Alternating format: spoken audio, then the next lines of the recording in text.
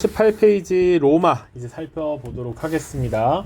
자, 지난 영상까지 우리가 그리스 세계를 다뤘고요. 그리고 알렉산드로스 제국까지 다뤘습니다.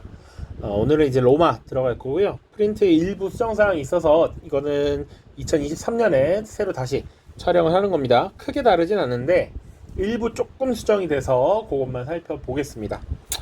쭉 볼 텐데요. 연표를 보면 되게 복잡해 보일 수 있어요. 그런데 너무 어렵게 생각하지는 말고요. 하나씩 차근차근 봅시다. 자, 보시면 일단은 요 크게 두 시기로 나눠서 볼 필요가 있겠습니다.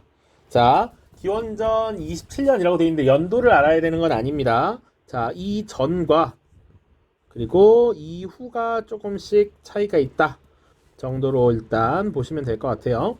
그러니까 로마는 크게 일단 두 시기로 나눠서 볼 겁니다. 기본적으로 공화정 시기와 이 공화정 시대를 마무리하고 황제가 등장하는 제정 시기, 크게 두 시기로 나누어서 볼 거고요.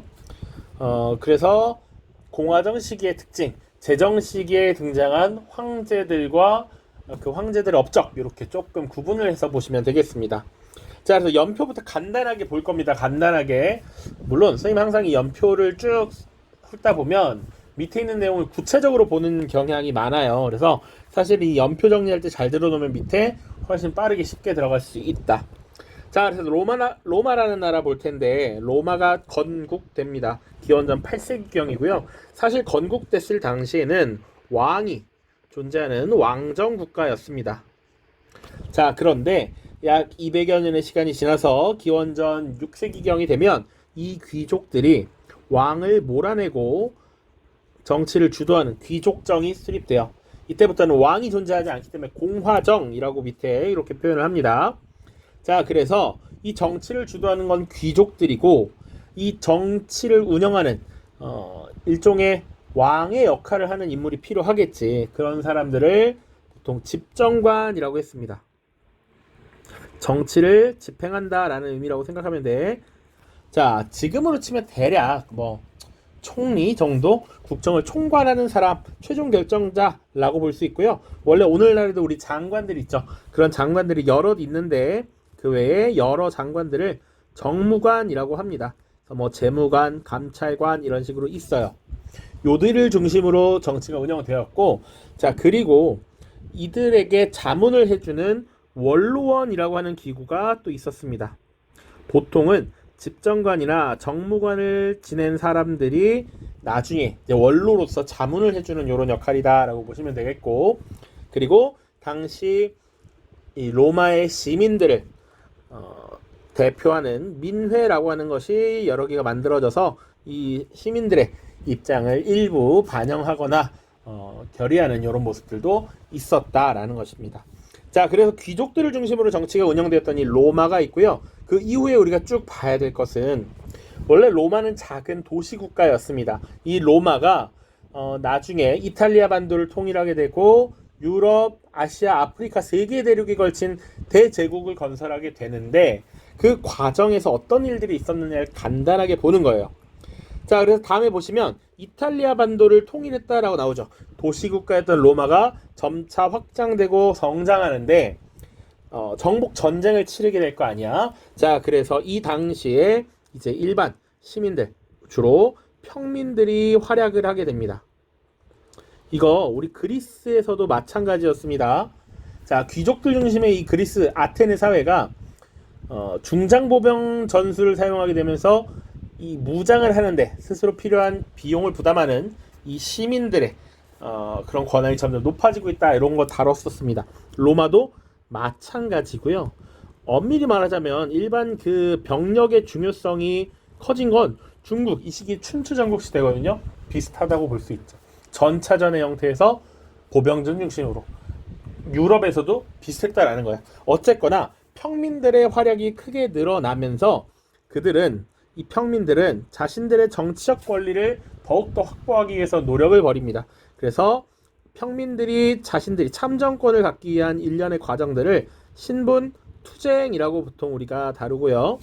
이 신분투쟁 과정에서 참정권을 확대해 나가려는 그들의 권리를 확보하려는 이런 모습들이 나타납니다. 그래서 이 신분투쟁의 과정을 우리가 조금 더 살펴볼 거예요. 밑에 자세하게 나옵니다. 자, 그렇게 로마라는 국가는 점점 강력해지고요. 기원전 3세기경이 되면 이탈리아 반도 전체를 통일하는 성과를 이루게 됩니다. 자, 그래서 어느 정도 큰 국가로 성장한 로마는 이제 외부 세력과 충돌을 하게 됩니다.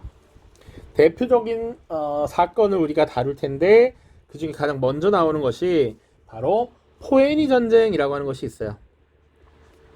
포에니 전쟁. 자, 포에니는 당시 로마인들이 페니키아를 이렇게 일컫는 표현이었다고 해요. 그래서 이 로마와 카르타고의 전쟁입니다. 자, 총 3차례의 전쟁을 치렀다라고 알려져 있고요. 그리고 뭐 여기 유명한 스키피오라든지 아니면 카르타고 한니발 같은 인물들이 있어요. 어쨌거나 3차례의 전쟁을 거치면서 로마가 승리를 하게 되었고, 이 카르타고의 근거지였던 지중해 여러 도시들을 로마 수중에 넣게 되죠. 자, 그런데 그 과정에서 문제가 조금 생깁니다. 이건 조금 더 뒤에 자세하게 다룰 텐데 어떤 문제냐면, 포에니 전쟁이 꽤나 길게 이루어지면서 병력의 다수를 담당하는 일반 평민들, 농사를 못 짓고 전쟁에만 가담하니까 농지가 황폐화되고 있죠. 그리고 외부에 이제 전쟁을 승리하면서 땅이 넓어졌고 그 지역의 곡물이 굉장히 싸게 들어와. 그래서 자영농이 몰락하면서 국가의 위기가 나타나기 시작합니다. 자, 그런 위기를 극복하기 위해서 노력을 기울인 인물들이 있어요. 나름의 개혁을 추진했던 것들이 바로 그라쿠스 형제입니다. 들어봤을 수도 있어요. 그라쿠스 형제의 개혁. 형이었던 티베리우스와 동생이었던 가이우스 그라쿠스가 각각의 개혁을 추진했으나 귀족들의 반발로 실패하고 다시 로마는 내부적인 분열, 이런 갈등을 거치게 된다. 자, 그래서 그 이후에 이제 내부 분열이 발생하게 되고요. 혼란스럽겠죠? 이런 혼란을 정리하는 과정에서 군인들이 정치의 전면에 등장합니다. 군인 정치가 등장했다. 그리고 이들이 정치를 주도하게 되는데 3명의 이 우두머리들이 정치를 주도했다라고 해서 삼두 정치라고 표현해요. 물론 이 삼두 정치 3명의 우두머리는 시즌 1이 있고 시즌 2가 있습니다. 1차와 2차가 있어요. 1차는 카이사르를 대표로 하는 삼두 정치가 있고, 두 번째는 옥타비아누스라는 인물을 중심으로 한 삼두 정치가 있다. 어쨌거나 1차와 2차로 나뉘게 되는데 밑에 자세하게 있으니까 여기 있었던 이 옥타비아누스 2차 삼두 정치의 거의 리더격이었던 이 옥타비아누스가 사실상 같이 정치를 주도하던 세력을 제거하고 넘버 원의 자리에 오르게 되는 것이죠. 자, 그래서 이 옥타비아누스가 사실상 황제의 위치에 오르게 되면서 우리가 제정이 시작되었다라고 보통 봐요. 자, 이 과정에서 옥타비아누스가 권력을 잡게 되는 중요한 전투가 하나 있어요. 그것만 같이 기억해 둡시다. 악티움 해전이라는 것. 이 악티움 해전에서 라이벌이었던 안토니우스와 이집트의 클레오파트라의 함대를 격파함으로써 넘버 원이 되었다. 자, 그 이후에 이제 제정이 시작되고요. 사실상 황제가 되었단 말이야. 그래서 옥타비아누스가 사실상 황제의 지위에 오르고 나서 이제 5명의 어진 황제가 나타납니다. 자, 그래서 옥타비아누스 바로 직후는 로마의 전성기예요. 전성기. 가장 잘 나갔던 시기입니다. 이때는 5명의 어질고 현명한 황제가 나타났다라고 해서 오현제 시대라고 하고요. 이 시대가 가장 로마가 잘 나갔고 로마가 평화로웠던 시대라고 해요. 그래서 보통 팍스 로마나라고 표현합니다. 로마의 평화라는 얘기예요. 이런 표현들이 뒤에도 또 나와요. 그래서 13세기에 몽골 중심의 세계 질서 팍스 몽골리카, 그리고 물론 지금은 미국과 중국이 크게 좀 격돌하고 있지만 조금 전까지만 하더라도 팍스 아메리카나, 미국 중심의 이런 안정적 국제 질서, 이렇게 표현을 했던 것이죠. 자, 이 오현제 시대 때는 보통 어진 인물을 황제 양자로 들여서 자리를 넘겼기 때문에 사실상 세습이 아니었습니다. 그런데 이 세습이 끊기면서 로마의 혼란기가 접어들게 돼요. 자, 그래서 보통 기원 후 2세기경부터 혼란의 시기가 등장했다라고 보는데, 특히나 이 235년부터 284년까지 군인 출신의 황제가 등장하게 됩니다. 그래서 이 시기를 군인 황제 시대라고 해요. 그러니까 이 앞 시기는 균열 조금씩 흔들리기 시작했고, 이 235년부터 284년이 정말 찐으로 혼란스러웠던 시기야. 이 50여 년 동안 황제가 26명 등장해요. 그러니까 서로 다 죽이고 제끼고 이런 모습들이 나타났다라는 것이죠. 자, 이런 혼란을 수습하기 위한 수습기가 뒤에 나타납니다. 보통은 다시 흥하게 만들기 위해 노력한다 라고 해서 중흥기라고 하고요. 보통 이때 3명의 황제를 우리가 볼 겁니다. 1명, 2명, 3명 볼 텐데 다 쓰지는 않을게요. 디오클레티아누스라는 인물, 그리고 콘스탄티누스라는 인물, 그리고 테오도시우스라는 황제, 이렇게 3명을 각각 볼 겁니다. 자, 흔들리는 이런 혼란기의 로마를 수습하기 위해 각 황제가 어떤 노력을 기울였는가 기억하면 되고요. 그리고 이 로마는 결국 이런 노력에도 불구하고 테오도시우스라는 황제가 죽고 난 뒤 395년에 결국 2개의 나라로 분열되게 됩니다. 하나는 동로마로, 하나는 서로마로 나뉘게 돼요.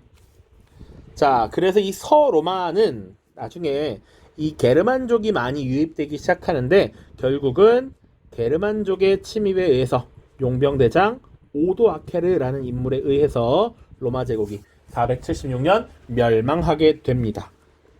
자, 그러면 동로마는 어떻게 됐는가? 이 서로마가 무너지고 난 뒤에도 쭉 약 1000여 년간을 지속합니다.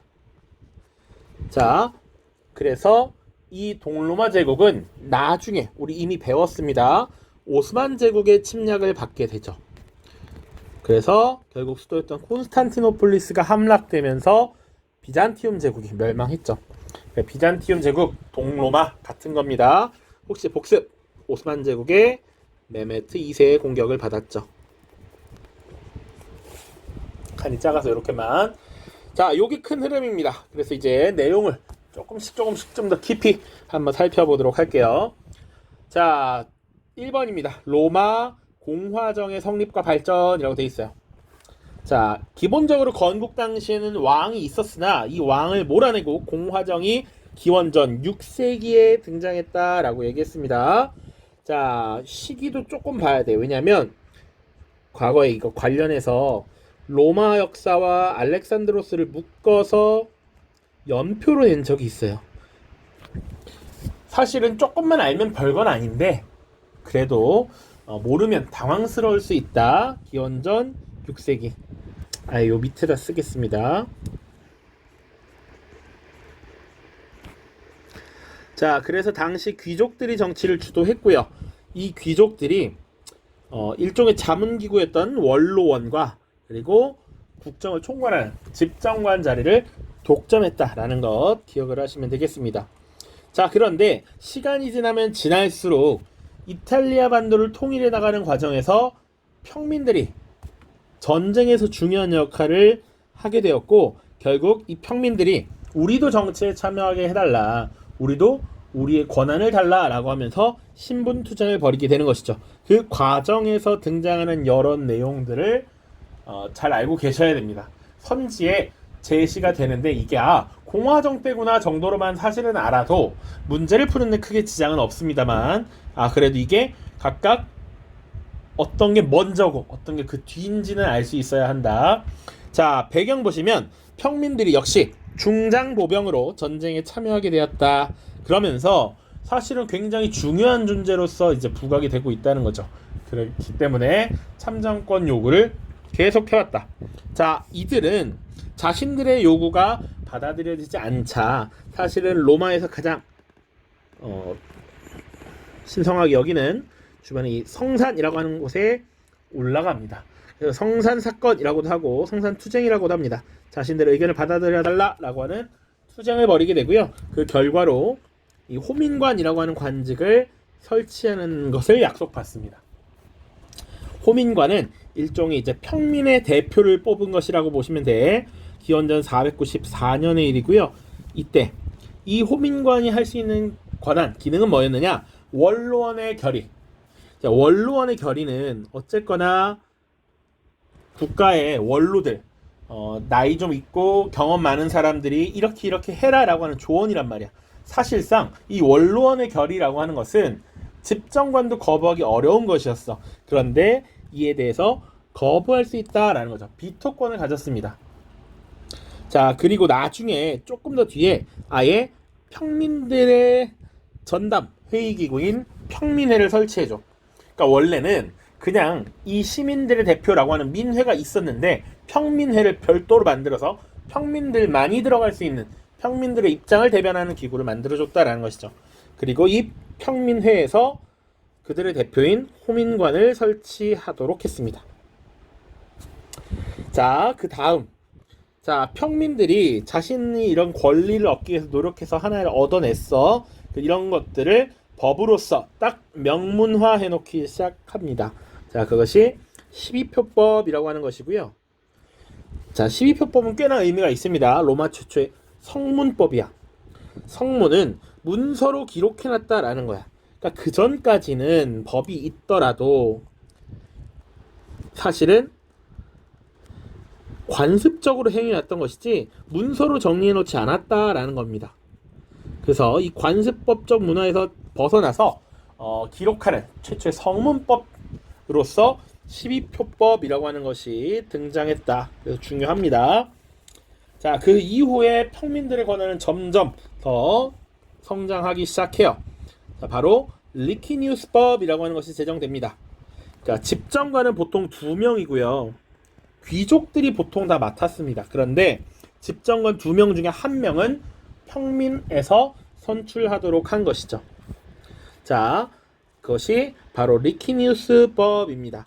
자, 그리고 또한 리키니우스법이 좀 더 의미가 있었던 것은 보통 집정관을 지내면 그 집정관의 임기를 끝마친 뒤에 원로원의 회원이 되었어요. 그러니까 이제 평민들도 원로원에 들어가서 자신들의 입장을 표현할 수 있었다라는 것이죠. 그렇기 때문에 꽤나 또 의미가 있습니다. 자, 호르텐시우스법이라고 하는 거, 이 끝판왕입니다. 끝판왕. 다 이게 선지로 나올 수 있습니다. 이 시기에 이 국가의 특징하면 뭐 12표법이 제정되었다, 호르텐시우스법이 제정되었다, 이런 식으로 표현이 될 수 있어요. 자, 호르텐시우스법, 평민회에서 의결한 것이 법적 효력을 지닌다. 원래 평민회에서 논의한 것은 원로원의 동의를 받던 집정관의 집행이 있어야 했는데 이제는 그렇지 않아도 평민회에서 결정해서 통보하면 그것이 법적 효력을 가진다라는 것이지. 이 말은 이제 평민들이 사실상 법률적으로 귀족과 동등해졌다라는 것을 보여주는 것입니다. 자, 그래서 신분투쟁의 과정을 지금 살펴봤는데 조금 더 자세히 보면 시기만 좀 정리를 할게요. 공화정이 수립된 것 6세기였고요. 이 호민관과 12표법이 제정됐을 때가 기원전 5세기입니다. 그리고 리키니우스법 기원전 4세기고요. 호르텐시우스법은 기원전 3세기입니다. 자, 요게 연표 문제를 이따 한번 보면 내가 왜 이런 얘기를 하는구나 라는 걸 알 수 있을 거예요. 자, 그래서 지금 살펴봤고요. 밑에 보기 전에 오른쪽으로 넘어갑니다. 로마의 팽창과 위기야. 이 도시국가로 시작했던 로마가 점점 성장하면서 3세기, 기원전 3세기에 이탈리아 반도를 통일하게 되죠. 아까 호르텐시우스법도 마찬가지입니다. 같은 시기야. 기원전 3세기 호르텐시우스법 제정 먼저, 그 다음 이탈리아 반도 통일이겠죠. 자, 이렇게 이탈리아 반도를 통일하게 되면서 사실상 이제 지중해 지역의 무역을 관장을 하던 로마는 이제 또 다른 적수를 만나게 됩니다. 그게 바로 카르타고라는 국가였어요. 도시국가입니다. 일종의. 자, 로마와 카르타고의 전쟁이고요. 이 카르타고는 원래 우리 예전에 문명, 지중해 연안의 문명을 다룰 때 페니키아인들이 건설한 식민 도시에서 시작했다라고 보시면 돼요. 그래서 이 포에니라고 하는 표현도 사실은 페니키아인들을 낮춰 부르는 말이었다라고 해. 포에니 전쟁, 세 차례 전쟁을 벌이게 되었습니다. 보면 기원전 264부터 146 연도를 외우는 게 아니라 기원전 3세기부터 2세기까지 대략 이어졌구나. 자, 이 과정에서 로마가 결국 승리를 했고요. 자, 카르타고가 기본적으로는 아프리카 북부 지역과 아시아 지역이 일부 있었기 때문에 사실상 로마가 지중해 서부 지역에 대한 주도권을 가지고 있었다라는 것이죠. 자, 잠깐만 그 지도 볼게요. 여러분들은 넘기지 말고 요거 잠깐 보면 로마 제국 여기 있어. 이탈리아 반도를 통일한 시기가 여기 진하게 된 시기입니다. 자, 그리고 건너편에 카르타고 있죠? 이 카르타고가 끊임없이 전쟁을 벌였다라는 거야. 그리고 이 카르타고라는 도시를 사실 만들었던 근거지. 이 페니키아는 원래 이 지역에서 출발했기 때문에 이 지역에 계속 이렇게 해당 무역 도시들이 있었다라는 것이죠. 근데 사실상 이제 카르타고를 요 본거지를 무너뜨림으로써 사실상 이제 서부 지중해 유역의 주도권을 장악했다 정도로만 인식을 하시면 되겠습니다. 자, 그래서 이 포에니 전쟁을 통해서 로마가 사실상 지중해 서부를 장악하게 됐어요. 그런데 선생님이 높아심에 혹시나 자료에 이런 인물들이 등장하면 이거 포에니 전쟁이다 라는 거 하나만 줄게. 로마의 장수 중에 스키피오라는 인물이 있고요. 카르타고의 장수 중에 명장으로 알려진 한니발이 있습니다. 한니발. 이런 인물들이 나오면 포에니 전쟁과 관련이 있구나 정도로만 인식을 하십시오. 자, 이 포에니 전쟁의 결과 어떤 변화가 이루어졌는가? 노예노동을 활용한 라티푼디움 대농장 영역이 확대되었다라고 나와 있습니다. 요거 중요해요. 요 자체가 중요한 것도 있지만 이 이후에 나오는 그라쿠스 형제 개혁의 배경이 되기 때문입니다. 자, 오랜 기간 전쟁을 치렀어요. 대략 시기적으로 봐도 80여 년 아니지 거의 100년 가까이 전쟁을 치렀습니다. 그치? 이 100년 동안 전쟁을 치르면서 사실상 이 일반적인 평민들은 자신의 땅을 경영하기가 어려웠겠지. 그 과정에서 농지는 황폐화됩니다. 자, 그런데 전쟁에서 승리하면서 획득한 영토는 늘어나게 됐고요. 그 땅의 생산물을 모두 본국이었던 로마로 갖고 들어옵니다. 농산물의 가격은 쭉쭉 떨어져. 그러니까 이 농사꾼들, 일반 자영농들은 버티기 어려웠습니다. 곡물의 가격은 떨어지고 있고 내 땅은 굉장히 황폐해지고 있고 농사짓기 어려운 조건으로 나아간다라는 것이지. 그런데 문제는 자영농이 몰락한다는 건 그 자체로도 큰 위기이지만 장기적으로 봤을 때 또 군사력도 약해진다라는 것이죠. 그리고 국가에 어쨌거나 세금을 내는 것들은 일반 시민이기 때문에 국가의 재정도 당연히 악화될 수 있었다. 자, 물론 이렇게 라티푼디움을 경영하는 귀족들은 사실은 오히려 먹고 살기 좋아졌겠지. 그러나 일반 다수의 시민들은 생활이 더욱 어려워지는 이런 모습들이 나타났더라. 이거 큰 위기다라고 생각했던 그라쿠스 형제가 이런 문제를 해결하기 위한 개혁 조치들을 추진했습니다. 자, 시기부터 먼저 그냥 잡고 갈게. 기원전 2세기의 일입니다. 순서만 알면 될 것 같은데 그래도 기출이 한번 됐기 때문에 그래도 살펴보는겨. 자, 보겠습니다. 그라쿠스 형제입니다. 자, 형이었던 티베리우스 그라쿠스가 있고요. 그 뒤에 동생 가이우스 그라쿠스가 있습니다. 자, 이 두 명은 모두 평민의 대표였던 호민관으로 선출이 됩니다. 그래서 각자 자신의 역할에 맞춰서 개혁을 추진했던 거야. 이 둘 모두 호민관으로 선출되어서 개혁을 추진했던 것이었다. 자, 그런데 먼저 호민관이 되었던 게 형이었던 티베리우스 그라쿠스입니다. 자, 이 티베리우스 그라쿠스는 앞선 이런 문제들을 해결하기 위해서 농지법이라고 하는 것을 제정했어요. 자, 땅을 많이 가지고 있는 사람이 너무 많이 갖지 못하도록 제한을 해 놓는다면 남는 땅은 일반 농민들, 일반 시민들에게 돌아갈 수 있지 않을까라고 생각을 했던 것이죠. 그래서 부유층의 토지 소유를 제한합니다. 일정 정도의 토지를 가진 사람은 그 이상 가질 수 없게 하는 거. 그리고 핵심은 그래서 남는 토지는 농민들에게 재분배하는 것이죠. 요거 사실 우리 한국사 때 완전 비슷하진 않지만 그런 거 있었어. 농민들의 몰락을 막기 위해서 토지를 일정 정도는 팔지 못하게 제한하고 그 이상 되는 토지만 자유롭게 거래하라 이렇게 나와 있었어. 한전제라고 하는 거 배웠었지. 물론 그것은 최소한의 토지는 남겨두고 나머진 다 거래해도 돼 였고요. 물론 이 그라쿠스의 개혁은 오케이 최대한 이만큼만 가질 수 있고 그 이상은 가질 수 없어 라는 좀 다른 범위의 제한입니다. 자, 어쨌거나 그라쿠스는 이 대농장 경영 확대를 막고 자영농을 다시 재건하기 위해서 이런 것들을 시도했다라고 보시면 돼. 그런데 당연히 누가 싫어했겠습니까? 부유층이 토지 소유를 제한한다고 하면 너무너무 싫어하겠죠. 반발을 샀고요. 나중에 칼 맞고 죽습니다. 반대파에 의해서 암살당합니다. 자, 그 뒤에 어쨌거나 이렇게 형이 가는 것을 보면서 동생 가이우스 그라쿠스가 다시 호민관의 위치에 오르게 됩니다. 이 가이우스 그라쿠스가 제정했던 것은 곡물법이야. 빈민들이 아예 먹고 사는 문제를 해결하지 못해서 나라를 떠나거나 이런 문제가 생기면 안 되니까 빈민들에게 곡물을, 특히 밀을 값싸게 제공했던 것이 곡물법입니다. 일단 빈민, 자영농의 몰락을 방지하고 최소한의 생계를 유지시키려고 했던 국가적 노력이다라고 보시면 되겠죠.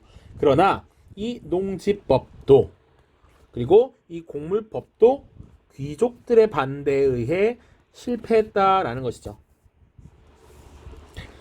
오케이? 결국 귀족들의 반발에 의해서 실패했다. 그러나 이렇게 그라쿠스 형제가 농지법, 곡물법을 제정함으로써 어떤 목표를 가졌느냐. 이들이 이런 개혁적인 법안을 제정하고 개혁을 추진했던 이유는 뭐냐?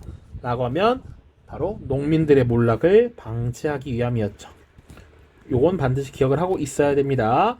농민의 몰락을 방지하고 자영농을 육성하기 위한 정책이었다라고 보시면 되겠습니다. 사실은 작년에 그래서 이 그라쿠스 형제의 개혁을 서술형으로 물어보기도 했었습니다. 자, 그래서 관련해서 이제 교과서 개별적으로 110쪽 보시고요. 그라쿠스 형제의 연설이 나옵니다. 티비리우스 그라쿠스의 연설이 있어요. 자, 결국 그라쿠스 형제의 개혁이 실패로 끝나게 되면서 이 귀족들과 이 그라쿠스 형제의 개혁, 다시 그라쿠스 형제의 개혁이 불만스러웠던 귀족들 그리고 이들을 지지했던 평민들이 대립하면서 국가 내부적으로는 사회적 혼란이 더욱 심화되었다라고 하는 겁니다. 귀족파와 평민파의 권력 다툼이 발생하면서 충돌해. 그 자체도 혼란스러운데 노예 반란도 발생합니다. 스파르타쿠스의 난이라고 하는 것이 일어나요. 그 당시 로마에는 유흥거리로서 공연을 많이 했는데 이 콜로세움이라고 알려진 이 원형 경기장에서 검투사들이 서로 죽고 죽이는 이런 것들을 일종의 공연처럼 했단 말이지. 그런 검투사들이 지금 반란을 일으켰습니다. 자, 요 스파르타쿠스의 반란은 기원전 1세기입니다. 이게 교과서에 연도도 있어요. 사실은 73년부터 기원전 73년부터 71년인데 기원전 1세기에 이런 것들이 있었고 하나 더 크라수스라고 하는 인물이 이 반란을 수습합니다. 자, 왜 이걸 설명하냐면 뒤에 삼두정치의 구성원 중에 하나가 크라수스야. 그래서 크라수스를 조금만 봐두도록 하겠습니다. 자, 이런 혼란스러운 사회를 정리하고 권력을 장악한 것은 결국 군인 정치가들이었다 라고 하는 것이고요. 특히 당시 3명의 우두머리들이 정치를 주도했다라고 해서 삼두정치라고 불러요. 자, 이 삼두정치는 두 차례 등장하게 되는데 1차와 2차로 나눌 수 있습니다. 자, 1차는 카이사르라고 하는 인물이야. 자, 이 카이사르는 대단한 군인이었고요. 이 카이사르는 나중에 지금의 프랑스 지역인 갈리아 지역을 정복하기도 하고요. 그리고 유럽 대륙 바깥 섬나라인 영국 지역까지 진출을 합니다. 자, 그래서 이런 원정에서 엄청난 성과를 거두었기 때문에 이 카이사르라고 하는 인물이 대중적 지지를 얻을 수 있었고, 그리고 권력을 차지하게 됐던 것이죠. 자, 그리고 크라수스 방금 얘기했습니다. 크라수스는 두 가지, 스파르타쿠스의 반란 진압했고요. 나중에 이 중국사와 관련해서, 중국사가 아니죠. 서아시아 관련해서 파르티아와 로마가 전투를 벌입니다. 전쟁을 벌이게 됩니다.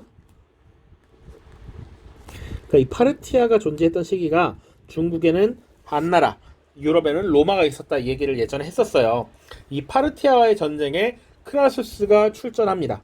이때 아들과 함께 출전을 하게 되는데 이때 전사해요. 크라수스가.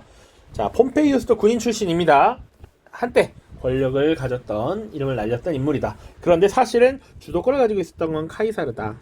자, 그런데 이 카이사르는 나중에 유망했던 인물 옥타비아누스를 양자로 삼았는데요. 카이사르가 워낙 이 권한과 권력이 집중되니까 사실상 독재자가 되었단 말이지. 그래서 나중에 암살을 당합니다. 카이사르. 그래서 이 카이사르라고 하면 보통 이제 독재자 이런 의미, 절대 권력 이런 의미를 가져서, 여러분들 독일에서는 카이저, 뭐 카이저 소제 뭐 이렇게 얘기하잖아. 아니면 미국 발음은 시저, 아니면 러시아의 짜르, 이런 것들이 다 카이사르라는 호칭에서 온 것이다. 그래서 절대자, 절대 권력을 가진 사람이라는 인식이 이때 생겨났다. 그래서 암살을 당했다라는 것이죠. 자, 그 이후에 이제 2차 3두 정치를 주도했던 것이 이제 옥타비아누스, 안토니우스, 레피두스 같은 인물입니다. 자, 특히 이 옥타비아누스가 많은 정치 권력을 가졌고요.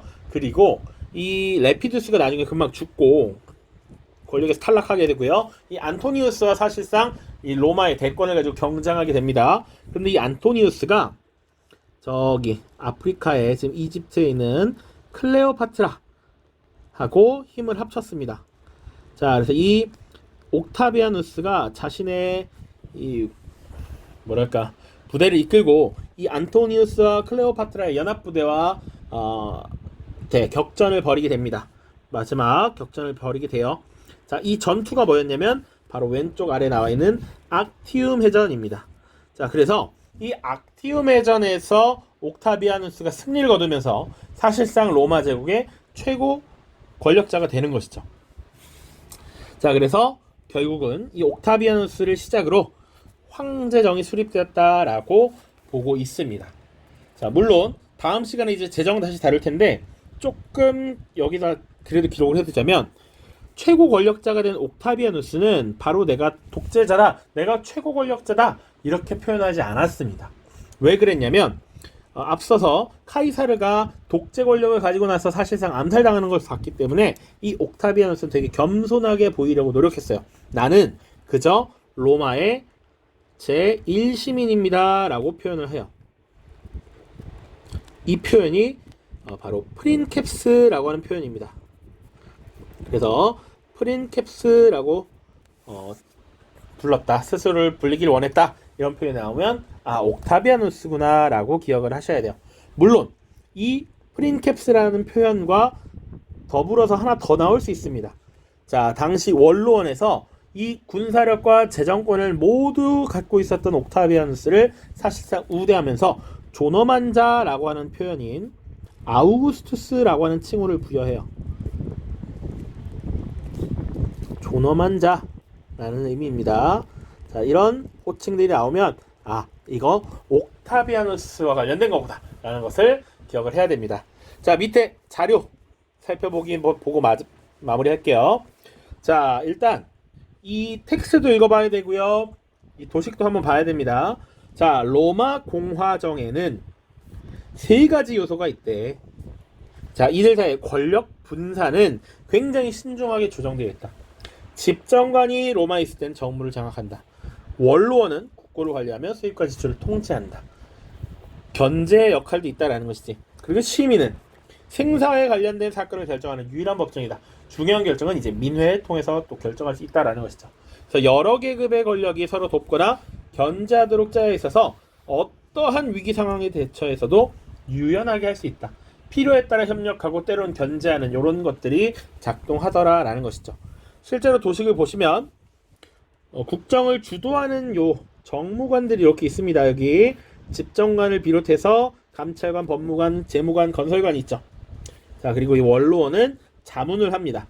이 정무관들이 결정한 사항에 대해서 조언을 해요. 그래서 원로원의 조언이라고 하면 이건 좀 결정적인 것이야. 그래서 받아들여야 하는 것이었고, 시민 전체를 대표하는 민회도 있고요. 그 중에 평민들만으로 구성된 평민회도 있습니다. 그래서 호민관도 있고요. 이런 식으로 구성이 되어 있다. 자, 이런 것들을 봤을 때 로마 공화정의 운영상의 특징은 뭐냐? 기본적으로는 원래는 귀족 중심의 정치 운영에서, 지금 다 일일이 쓰진 않을 겁니다. 귀족 중심의 정치 운영에서 지금 평민들의 정치 참여, 평민들의 정치 참여가 확대되었다. 여러분들 가급적 포트폴리오 쓸 때 문장으로 쓰십시오. 또 하나의 특징은 뭐야? 권력 분산을 통해서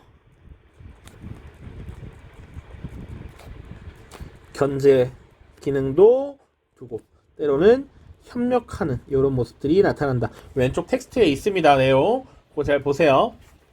그래서 어떤 일이든 효과적으로 대응하려고 했던 것이다.